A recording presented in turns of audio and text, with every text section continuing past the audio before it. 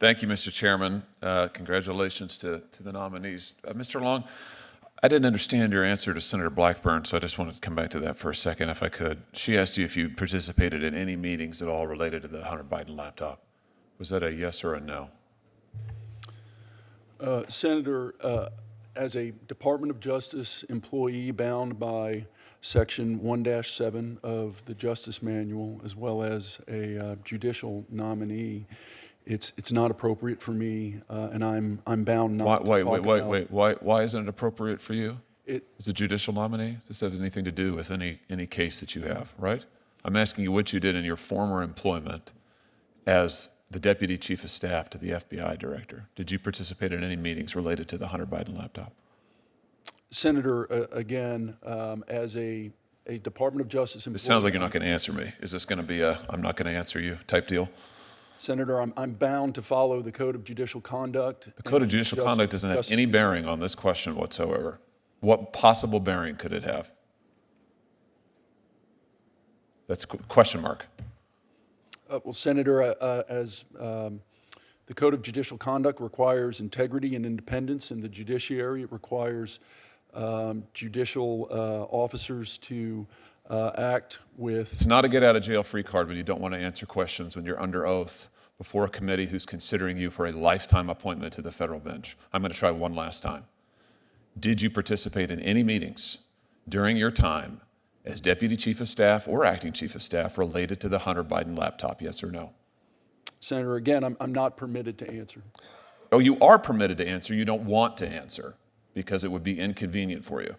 And I have to tell you, I find that extremely troubling, Mr. Long, extremely troubling. Not a good start. Let's see if we can do better on a different topic. While you were at the Department of Justice, or at the FBI in your capacity as Deputy Chief of Staff and Acting Chief of Staff, did you ever observe FBI resources being used to monitor pro-life groups or pro-life individuals?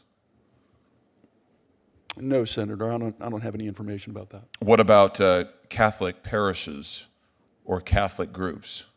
No, Senator.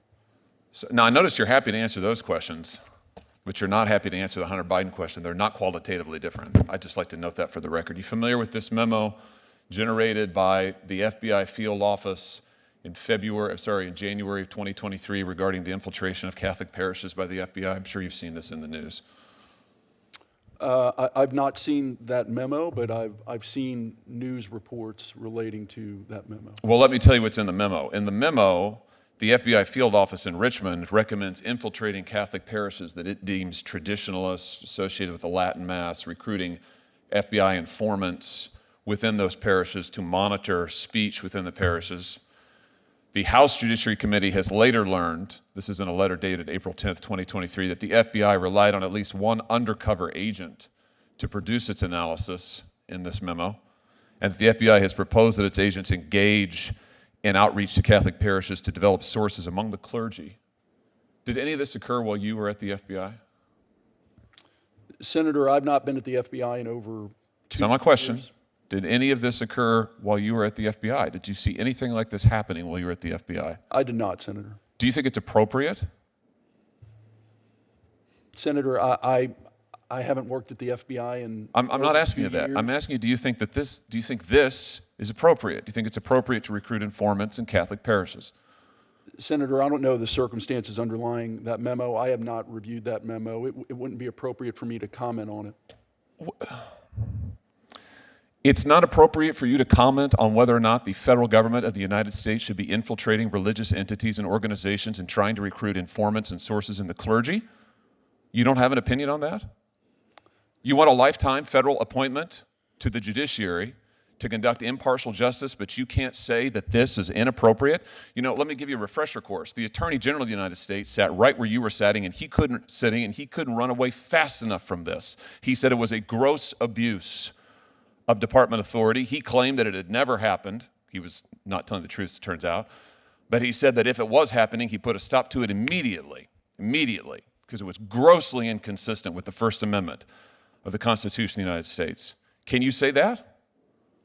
Senator, that wasn't that memo and the conduct that it relates to wasn't anything that I would have discussed. I'm not asking you that. I'm asking you whether or not you can say as a jurist, as a lawyer, as a member of the bar, as an American, whether this is appropriate to be recruiting informants in Catholic churches, to be using federal government resources to go after clergy in Catholic churches, to be designating and treating members of Catholic parishes as terrorists. Is that appropriate or not? Senator, again, based upon my experience at the FBI, this was not something that we ever discussed. This was not, I've never seen that memo before. It would not be appropriate for me to comment. I cannot believe your answers. I cannot believe that I can't believe anybody who would come before this committee would look at this and look at what they have tried to do and just listen to the Attorney General, for heaven's sake, and would not say it's grossly inappropriate, this should never happen. I'm absolutely stunned by this. And for that reason, among others, I cannot support your nomination. Thank you, Mr. Chairman.